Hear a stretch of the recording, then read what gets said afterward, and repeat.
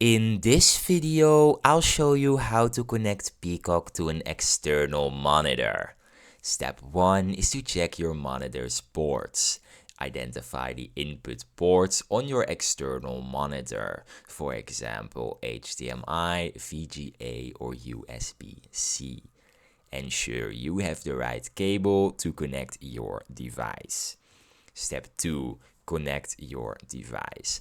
Plug one end of the cable into your device and the other into the monitor. Switch the monitor's input source if necessary. Step 3. Launch Peacock. Open the Peacock app on your device, then play a video and enjoy it on a larger monitor screen. That's how you stream Peacock on an external monitor, giving you a bigger screen. Thanks for watching. If you have any more questions, you can leave them in the comments down below.